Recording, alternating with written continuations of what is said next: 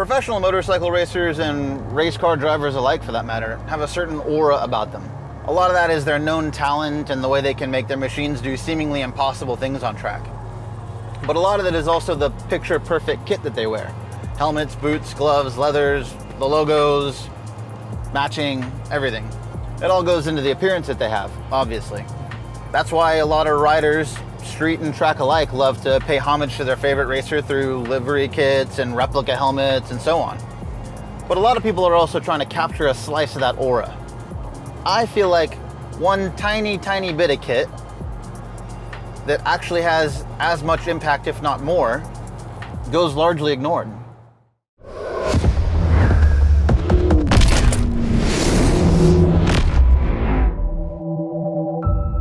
Motorcycle racers have been described as gladiators, heroes, and even sometimes legendary creatures like centaurs. Donning full guard from head to toe, riding out onto, in essence, an asphalt coliseum to engage in battle at great speed on top of machines that breathe fire. We watch with great respect as this ferocious sport is often made to look tame by these spectacularly talented riders. There's something about them that's captivating and also hard to describe. Hidden beneath their helmet, they almost lose a bit of their human element. The eyes are known to be the key to the soul, so when the visor comes down, the appearance transitions. The emotion is now hidden. Where you're trained to look to read a person, there is now only a hard reflective visor peering back, expressionless. Not only a visor though, but also a tear-off. It could actually be the most race-looking part of a racer's kit nowadays. They've been around for decades and they're so commonplace, I think most people look straight past them. Tear-offs have always been reserved for the racetrack, but I'm not quite sure why.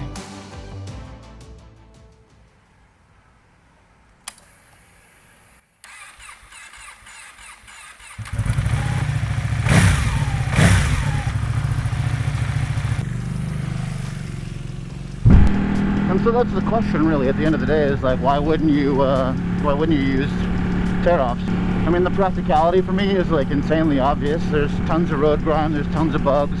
Granted, I was at the racetrack, but it was kind of the first time I really got the biggest, like, aha moment. I was riding around at Coda. I did a couple laps just for fun on an Ovale 190, you know, a small bike at that track. But at the top of turn one, I literally went through hundreds of bees out of nowhere. I don't know how none of them made it into my jacket, frankly.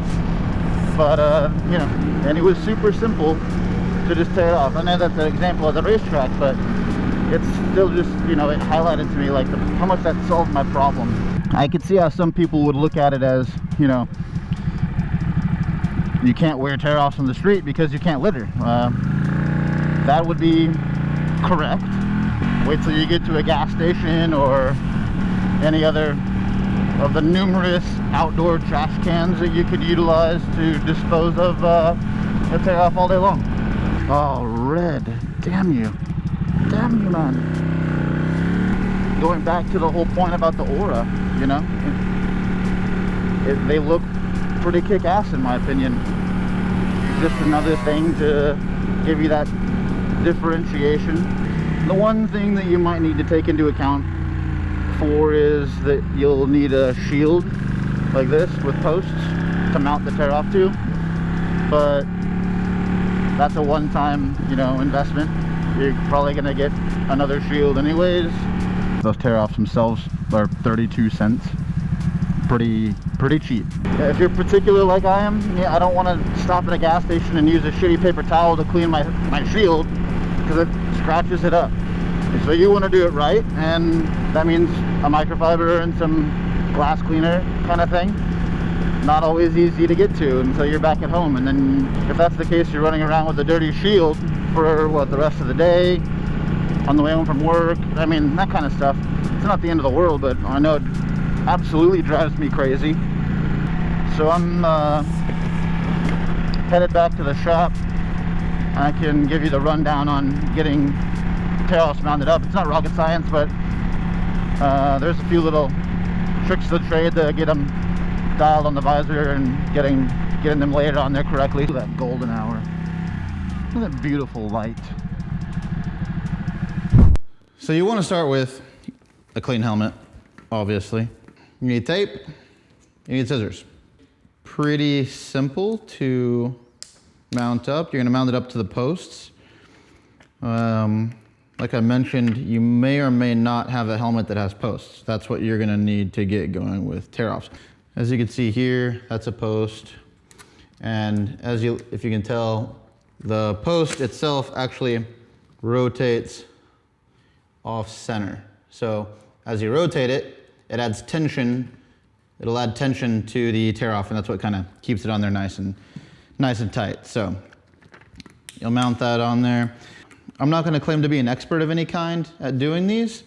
I've just been taught by the guys over at Bell who mount tear-offs for Heron and Skoltz and all those guys.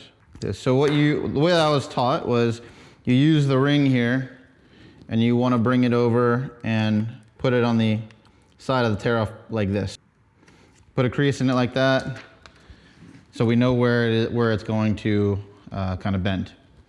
You're going to want to take this and fold it so that the circle ring is folded in half.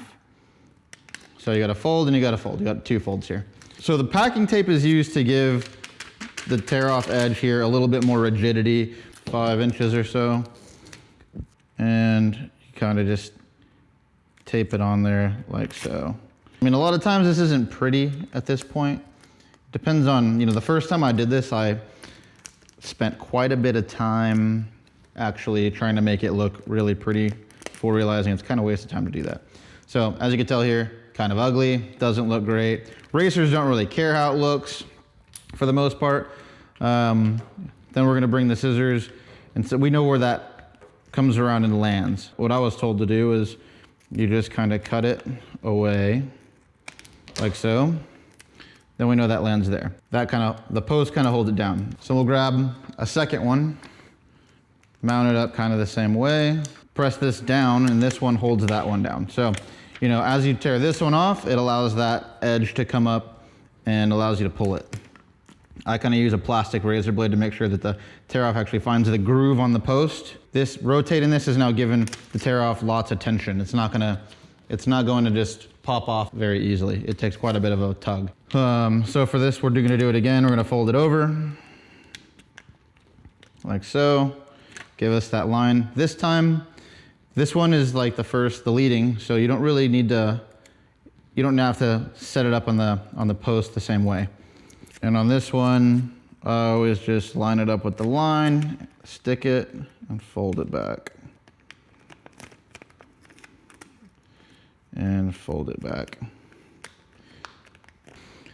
This one, we usually just kind of cut it up like so, and like that. Now you've got something to, kind of hard to see here, but you got something to hold on. This gives you what you use when you're riding to pull and tear.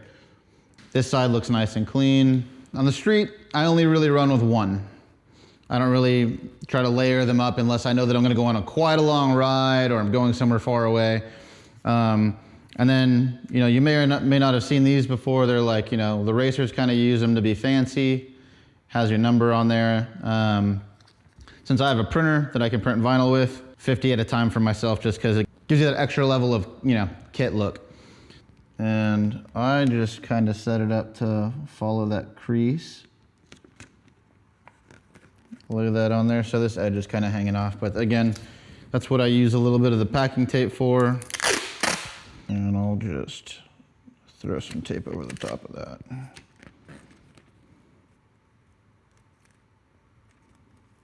Fold it over like so. So what you end up with is a lot of extra, see?